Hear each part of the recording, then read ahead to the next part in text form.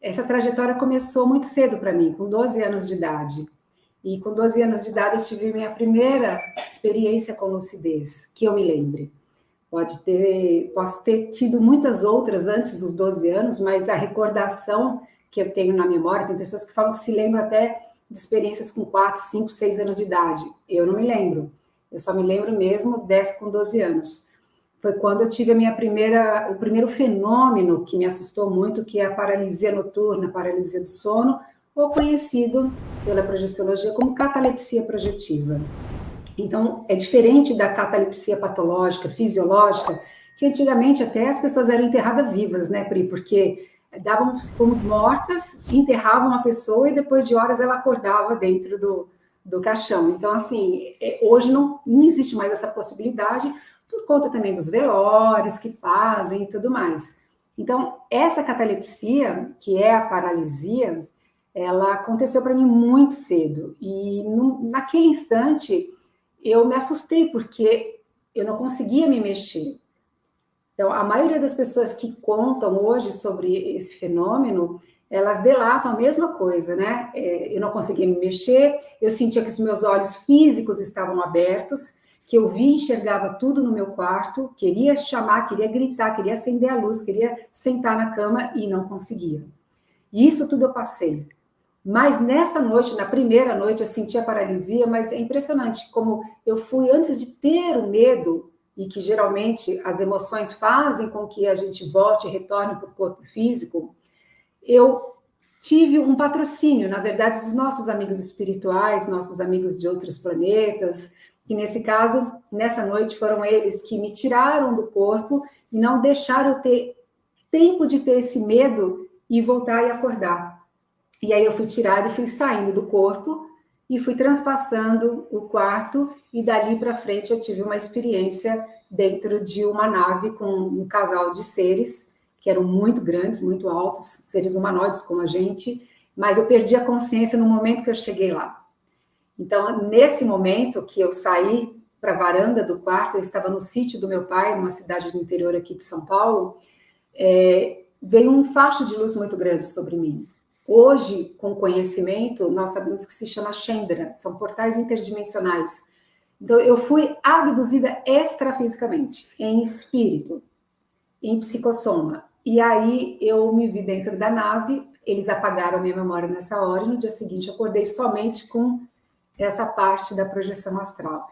E dali para frente eu fui tendo mais experiências, aí eu comecei a explorar mais, eu voltei para São Paulo, comecei a explorar a minha casa, o corredor da minha casa, eu tinha uma cachorrinha, que aliás eu estou com uma cachorrinha hoje aqui, me visitando, então se ela latir, peço desculpas, minha filha deixou ela aqui hoje porque precisou viajar.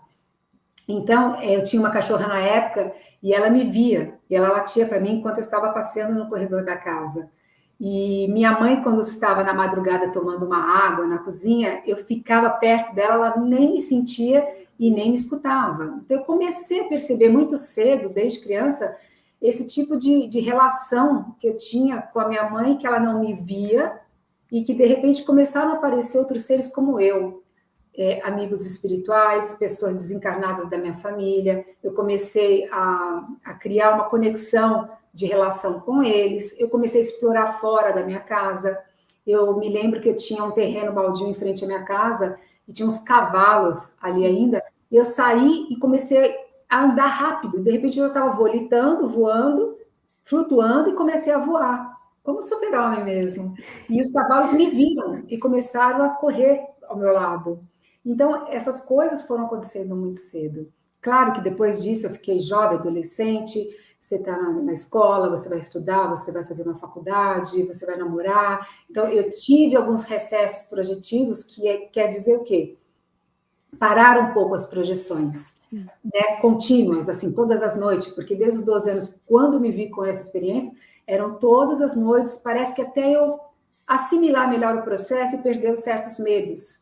E verificar que a morte não existia, que eu não precisava me preocupar, inclusive com a minha mãe, com o meu pai, que fossem acordar e me ver morta ali.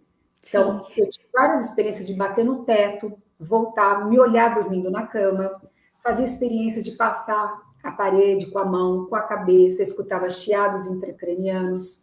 Eu sentia medo, porque eu sentia chiados na glândula pineal, que é intracraniana, eu achava que era gente se arrastando pelo chão, no carpete do meu quarto, querendo me pegar. Eu tive milhões de expectativas, de ilusões e de medos por conta de ser criança, né? A gente faz uma fantasia. Mas nada disso impediu para que eu tivesse a certeza de que eu não ia morrer com aquele fenômeno. Porque toda vez que acontecia, eu voltava e acordava, e ficava viva. Então, eu comecei Sim. a ver que realmente aquilo era um processo normal, mas que nenhuma amiga minha fazia.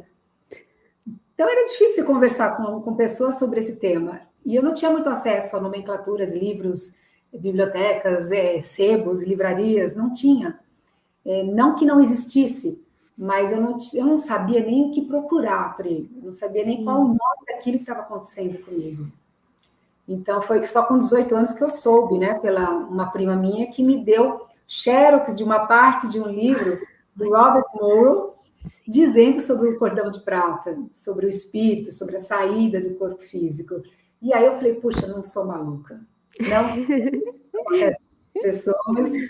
E foi aí que eu decidi a falar isso abertamente com as pessoas, com as minhas amigas, com os meus familiares, e descobri que o meu irmão, que tem um ano a mais que eu, também saía do corpo dessa forma, acontecia essas coisas, mas tinha medo de falar. Então, eu comecei a perceber que na minha própria família também existia essa facilidade com essa experiência.